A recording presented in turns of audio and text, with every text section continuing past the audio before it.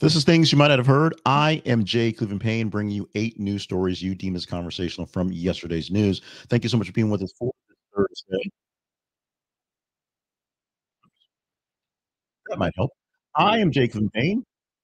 Once this time, bringing you 8 news stories from yesterday that you deem as conversational. Some a lot of a lot of big range of very diverse stories yesterday, including Spotify outing your love of Taylor Swift, and of course the assassination, the only way to call it, of Brian Thompson and what's going on there. Plus a lawsuit on Wicked because we can't get rid of that whole Wicked.com thing, and 5 other stories you deem conversational. We'll explain how that works out.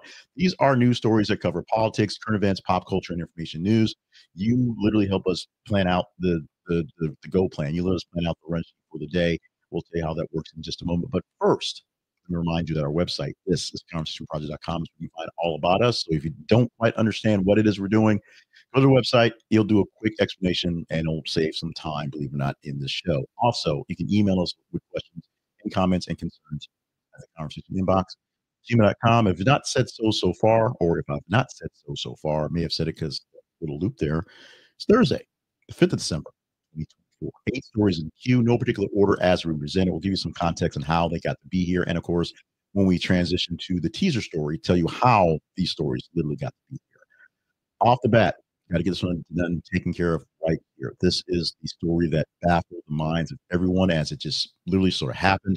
And it's not over. UnitedHealthcare CEO Brian Thompson fatally shot in New York. The CEO of UnitedHealthcare was fatally shot outside a New York Hilton Midtown hotel. The 50-year-old executive was approached by a masked gunman around 6:45 a.m. Natural time there in New York. Sustained gunshot wounds to the back and head initially, transported to Mount Sinai West Hospital, where he was pronounced dead when he arrived. Authorities believe the attack was targeted.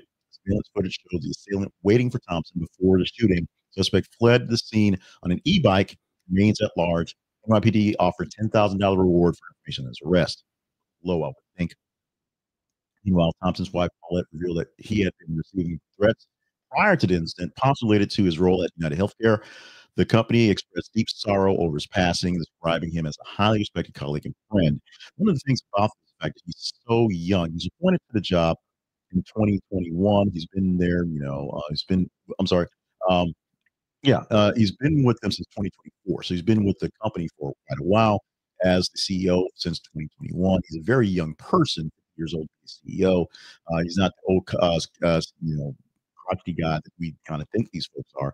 And despite the fact that he's in charge of a very large healthcare group, he's was more or less popular. Although I did see a lot of responses in the social media about people glad he's dead because he runs healthcare and they got screwed by Union Healthcare. There's a lot of that going on. Right now, manhunt's still going on, I guess, going on 24 hours at this point where we are here, on something that they got surveillance video. They got a picture of him at Starbucks with face wrap, with his eyes covered. They got an e-bike. They can't find a cell phone. They can't find anything else. This is going to be one of those mysteries that may go unsolved, apparently, where it's going. Although I have faith in our law enforcement to find some clue, pick something up, and have something that hadn't quite told us yet figures out. Whether you are down with United Healthcare or Brian or not, this is a very, very sickening move, literally being shot assassination style with a silencer on the street in the middle of the morning. So we want some answers on this one immediately. Let's move on to story number 2. Answers to this one we want immediately as well. Amazon is being sued by DC Attorney General for allegedly excluding neighborhoods from prime delivery. The District of Columbia has filed a lawsuit against Amazon, alleging that the company secretly excluded 2 prominently black zip codes. That's 20091 and 20020, 20019 and 20020 from its delivery prime services. This charge is that it's implemented back in 2022, led to approximately 48,000 prime members in these areas getting slower delivery times despite paying the standard membership fees. Essentially, they pay for Amazon Prime. Their delivery zones were essentially blacklisted, and of course, they got the slow times and the USPS stuff, things that did get the fast delivery or the 1 day, 2 day, next day shipping. Amazon redirected deliveries to these neighborhoods to a third-party carriers and citing safety concerns and specific target against their drivers. However, the Attorney General office contends that Amazon failed to inform the affected customers about the change, thereby misleading them about the services, including the Prime membership, i.e., they paid for fast service. They didn't get fast service for a reason, good or not, and they could have canceled their service. Why pay for Prime if you're going to get it by the mail anyway? You just pay the regular for shipping anyway. You don't get anything for it. You don't get any faster. It is what it is. We'll see how this lawsuit plays out fairly soon. Legal action adds to Amazon's ongoing scrutiny over its business practices, including revived antitrust lawsuit by the Attorney General of DC, because DC is after this stuff. Maybe the DC Attorney General is looking for higher ground and is looking for things to shoot for. And this, Amazon being a large target, not easy target, a large target to get a little play off. Do not fret. The end of the year is here. The lists are here. They take up time. They make you kind of think what's going on and give you a little something to ponder as we get slower in the news, or hopefully get slower in the news. Spotify put out Spotify Wrap 2024. It's out there, and Taylor Swift is, of course, the most streamed artist on the platform. Again, Spotify unveiled the annual Wrap 2024, highlighting individual and global listening trends, with Taylor Swift remaining the most streamed artist globally for the second year. 26.6 billion streams, leads the U.S., followed by Drake, Zach Bryan, Morgan Wallen, Kanye West, in that order. Swift's album, The Tortured Poets Department, this is the new album because she had one out basically about a year and a half prior, is the most streamed album of 2024 globally, with Sabrina Carpenter's Espresso being a top song globally in the U.S. That part making sense. I'll blame everybody there on that one. The Wrap 2024 includes new features such as new music, your music evolution, that's a word there, and a personalized playlist. Though some users noted the absence of previous features like top cities and audio audits. Streaming continues to dominate the music industry revenue, with Spotify being the largest platform, holding 31% of the market share at 226 million users, which means people aren't buying albums, whatever those things are. People aren't buying singles. That's not happening. And people are essentially paying artists pennies on the dollars for getting. It's in reality what it is. It's how things work. I stream off of 2 or 3 different platforms for both my personal stuff and for work projects because it works that way. I could pay for a DJ playlist and have things in the hand, but it just doesn't work that way for me. It is what it is. I am the consumer. I am what's going on, and this is just how it is. Let's move on. Story number 4. It's a story that we wanted to put in yesterday, but we shuffled from other things, and we're hoping for a better result if it continue to actually gain its momentum. Gain momentum. We're talking about it. Result not better. Please say searchers don't expect to find woman in Pennsylvania sinkhole alive. The authorities in Unity Township, Pennsylvania, have transitioned from a search for 64-year-old Elizabeth Pollard from a rescue to a recovery operation. Pollard disappeared on December 2nd while searching for a cat. Her vehicle was found near a newly formed sinkhole with her 5-year-old granddaughter inside, unharmed. Essentially, was looking for the cat, took her granddaughter in the car, drove around, and when they went looking, the sinkhole showed up, and they found the car with the baby and the cat nearby the car. The sinkhole is located above an abandoned coal mine, complicating recovery efforts due to structural instability and low oxygen levels. Rescue teams have utilized electronic devices, cameras, and canine units, but have not found a sign of life. The mine's roof has collapsed in several areas, making it unsafe for personnel to enter. They do have some scans that show a shoe, show clothing, show that something's down there, but they can't get down there because of instability and can't see an actual body or a living person in the hole. The family has been informed of the shift to recovery mission, and they are working on those and trying to stay viable. The community stays supportive, hoping that a safe return will actually happen. So fingers are crossed and prayers are still going up. Right now, the searchers are going for what looks like the obvious. They probably won't find a living person. They probably just have to recover the remains from this very dire story to transition out of. But so we take a pause in the middle of the stories, 4 down, 4 more to go, to give you a morning shot because it's just live in the morning, 5:30 in the morning, Thursday it is, to give you a good start of the news. And we think we're doing a great job. This is something I did as a more or less side project, but over to basically, just my cost. we turned it into a business aspect of more better media partner things you might have heard, the conversation project. So if you like what you're seeing here, we need your help to get more people in here so we can keep the project going.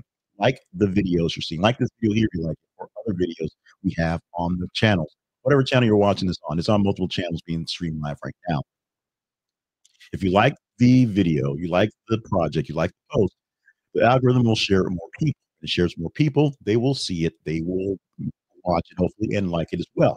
And I know I'm on the right track with the right stories in the day because you say you like the full videos. If you think this is great and know people who think something this would be great, share it directly with them as well. Share this news and the funner news stuff we have with a little extra conversation with folks who enjoy these things so that we have more people and the people who watch it hopefully like it and they shall subscribe just like you should as well. If you're not subscribed to this, if you found this in a feed that was liked or someone shared it with you and you think we're good, subscribe to us. We do this actual program that you're seeing right here live at 5:50 a.m. Central Time every Monday to Friday. So you get this morning updated news from the day past from me with my perspective. Mostly fair news, mostly okay perspective. You can kind of grow on that one. And you get that coming up with stories that may get missed because if you're not watching multiple news channels or surfing multiple news aggregators, if you get one channel and in one tribe, they may not cover the things you want to, especially if you're watching the nightly shows, which are more commentary than actual news gathering stuff. Like, share, and subscribe so we have more people in the queue with us in the conversation. Better conversations. Back to the news.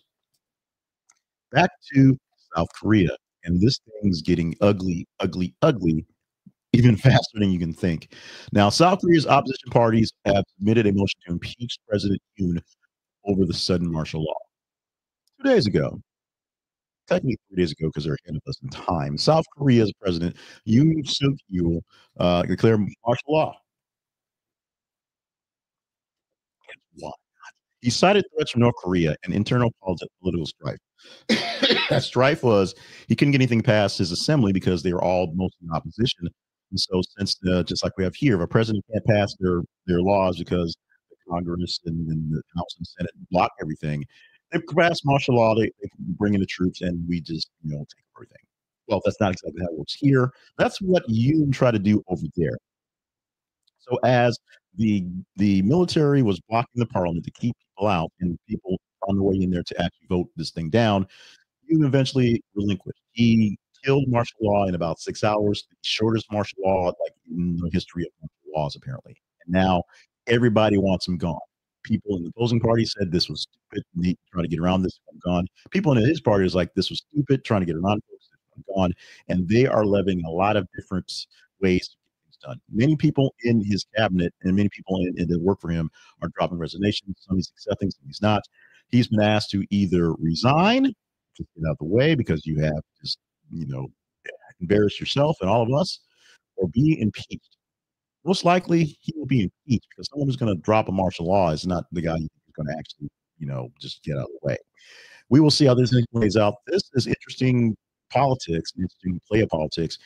We have said often, very often in the last 8 years, maybe going back towards Obama, so let's say 20 years, politics, that the civics lessons that we missed in school are being played out in front of us. So we should be learning something.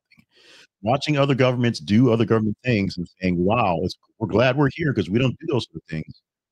Apparently, we're setting ourselves up to do these sort of things is a warning. This is your canary in the coal mine, watching things like this in South Korea, one of a very growing, one of the newer and more celebrated democracies, doing something like this. Let's move on to our teaser story from yesterday, and we'll explain what teaser stories do.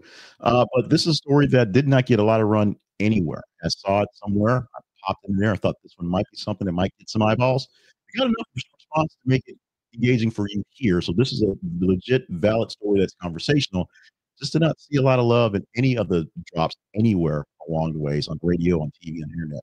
Eminem's mother, Debbie Nelson, whose rocky relationship fueled the rapper's lyrics, dies at age 69. The mother of rapper Eminem passed away on December 2nd due to complications from advanced lung cancer. Born in January 6, 1955, on a military base in Kansas, Kid Eminem, whose real name, of course, Marshall Mathers III, at at 17, and raised him as a single mother after his father shortly left after birth. Moshe's relationship was publicly chronicled in Eminem's lyrics, notably in songs like "Cleaning Out My Closet," where he criticized her parenting. In response, Nelson filed a defamation lawsuit against Eminem in 1999, seeking 11 million, got 25,000. Not quite balanced, but she got something. Despite her strained past, Eminem extended financial support to his mother during her illness, and reports suggested that they had reconciled before the actual passing. Nelson is survived by her youngest son, Nathan Mathers, who expressed complex emotions following her death as well, acknowledging their difficult relationship as well. We are sending out love, prayers, all the positive thought to Nelson and all the folks around her, people who loved her, people who had complicated relationships with her. And of course, we know of her essentially because the relationship with the famous son Eminem, Marshall Mathers, and the stories that were told, pretty much told as truth by him. We just hope that she is, you know, I know how cancer works. I've met people who have actually have had cancer. My wife is a cancer survivor. So we know how terrible it is in any form, and so we know that she is definitely in a much better place. The pain she was dealing with. Unfortunately, the pain of family is a whole other issue that's even more complicated to talk about. No, it's not complicated to talk about weight loss drugs. Actually, they are, but if they're going to be sold, it's not very complicated. You want to get the most bang for your buck. If you're going to pay $1,000 for a month for a dose, you need to make sure you're getting what you can out of it. If you're taking it for the intended purpose, and it is weight loss, not some underlying thing. You want to make sure you got the one that's going to win. Eli Lilly's Zepbound causes greater weight loss than Novo Nordisk's Wegovy in head-to-head trial. The obesity medication Zepbound demonstrated superior weight loss outcomes compared to Wegovy. Over the 72-week period that it tested it, participants treated with Zepbound experienced an average weight reduction of 20.2%, about 50 pounds, while Wegovy had 13.7%, about 33 pounds. 32% of Zepbound users achieved at least 25% reduction in body fat, doubling the 16% observed in Wegovy as well.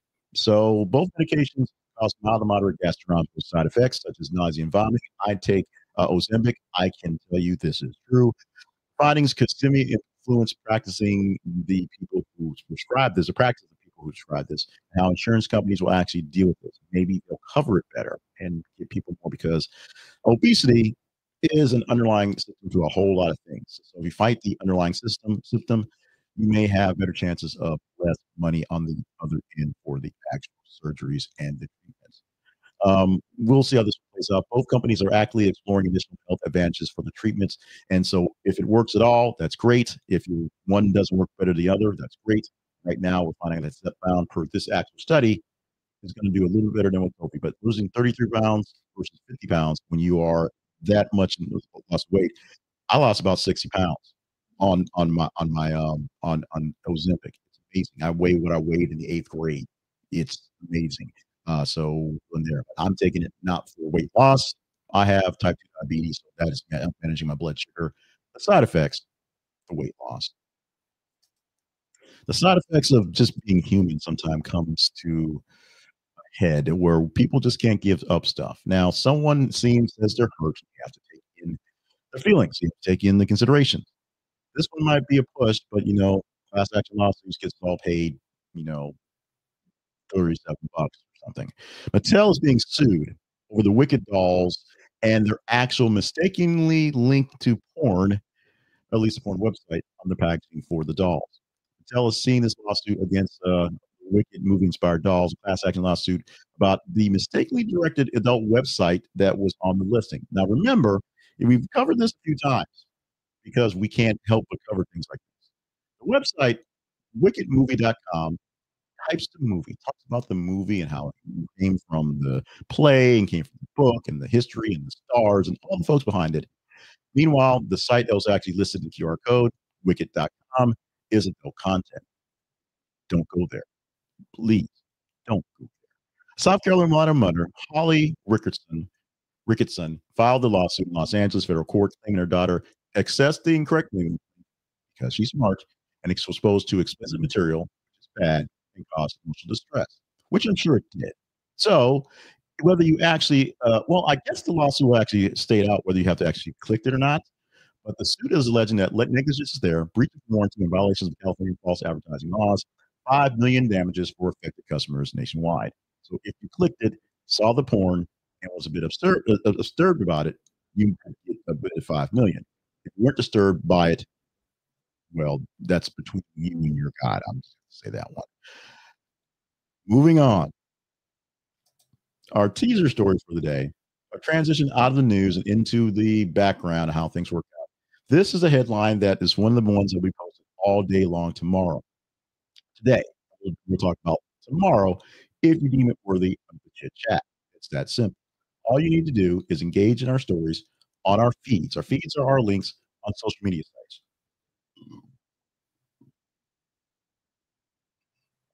We're on Facebook, we're on X, formerly known as Twitter, and we're on Threads. Facebook.com/This Conversation Project, X.com/This Conversation, Threads.net at This Conversation. What we do, we publish news links to various articles, various places, various sources across the internet to you on those feeds about every 50 minutes or so, all day, all night. And what you do is you engage them. You, the internet, the bouncing of the algorithms, you let us know which stories are engaging to talk about. You literally bounce into that. The story about the CEO of United Health being shot was a massive story. And we took a while to get in there because we had issues actually getting it posted once we got it down. But people were responding to it all day long, our link to it, getting more updates on that story.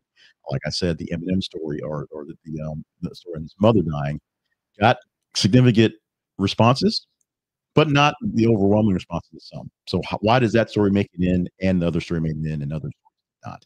We had 30 stories posted throughout the day yesterday, about 30 stories. We took the top half, about 15, 16 of those stories, and look those over and pick 8 from those to present to you here. That's how those stories got. We had 15 stories that were good enough to talk about. 8, hopefully the right 8. Email us, complain, comply, let us know what's good. Here's a story I'm pretty sure we're talking about tomorrow. I'm not sure it's going to be a high responder. I'm pretty sure enough people will be interested that will be so something more important may get bumped for it because it's Good Friday. The headline for our teaser story for tomorrow is Miller High Life to release bar fume that smells exactly like dive bar. Bar fume is perfume, but it smells like a dive. Maybe in a Western town. I don't know. Yesterday's teacher story was the Eminem mother's Debbie Nelson's passing. Like I said, it wasn't a off the charts responder. There were plenty of other ones like that. They got enough response and enough edge to be in that top half. Chose that one to give you because, as we said, we talk about conversational things. That's a story that did not seem to get a lot of love, a lot of response around the world. So now you have something that you can bring up in conversation at the water cooler if you're forced to go back to work. Um, that other people may not have caught. Other news you may have caught can be found by going to Ground News. Ground News is the sponsor for today, and we're so glad to have Ground News as a part of our family sponsor. You can go to our sponsors page and click the links for any of those sponsors. They are all affiliate links, so we get a paid commission from you using them. But Ground News is one that you may hear about through a lot of. I'm sure if you're a news nerd watching something like this, you probably watch a lot of news podcasts, news videos, and reaction videos, or explainer videos, or some commentary that goes into the news as it is, as it really is kind of scary right now. Many of them do use Ground News as a sponsor. Many of them use Ground News as a tool, and many of them seek out Ground News as we did to see if we can be a part of what they're doing. And we use them. I use them immensely as a source, as a tool to get my work done. So I was using them before I actually reached out to them to use them as a sponsor, use them to bring money into us, if you will. And if you are a news nerd, if you're a person who's not heard of Ground News or had not quite jumped on the bandwagon yet, this is where you need to get your news checked. Ground News offers a way to see what news is biased and one sided. It aggregates news from across the internet and lets you know what the source is of that news, whether it's a local story, a national story, a global story. It takes a headline or it takes a keyword, pulls all the stories that are covering by that, and tells you where it's coming from. Maybe it's from the AP, Reuters, UPI, something that's a news service type thing. Maybe it's something from Fox News or Newsmax, or maybe it's something from CNN or MSNBC or some other big time blogger person. You get a chance to see what stories are being covered by whom and how many people are covering from the right level, the left level, or the more center level. And use the blind spot feature. You can find out what stories are not being covered by opposing side. What right leaning stories are not getting any coverage from the left because the left doesn't want to hear about it. Or left leaning stories are getting a lot not covered from the right because it doesn't seem like a big deal and they're just harping on it. You can see how you're being manipulated, if you will, by the news, how the news is playing you by seeing who's actually doing the playing of the news. We want you to get in on this thing, get half off your subscription to Ground News, get their Vantage plan because they'll take care of everything you want to look for. That's what we use to make sure that we can see all we can. We look for various articles, various stories, various things in the news to see how things work. And Ground News helps me and Conversation Project can help you directly via the app or website. Use our link so you get a small commission. This is the conversationproject.com/ground news. This is the conversationproject.com/ground news. Check them out today. You will not be disappointed. Let's talk about us very quickly. A quick chance to promote the Conversation Project. Many, many calls to action, and we always cram too many of them at you, so we'll not disappoint today. Our website, this is the conversationproject.com. Our email address, the conversation inbox at gmail.com. Our feeds, Facebook, X, Threads. Follow us on our feeds, engage in the news stories, and let us know what stories to talk about. Email us with comments on how well we're covering our news back and forth, or comment in the videos that you're seeing going back and forth. Go to our website, find out more about us. There are more sponsors. There's a link to our partnerships page. You can actually directly fund us if you want to. There are past episodes, so you can see what you're missing, why you should maybe subscribe, and other places to subscribe to.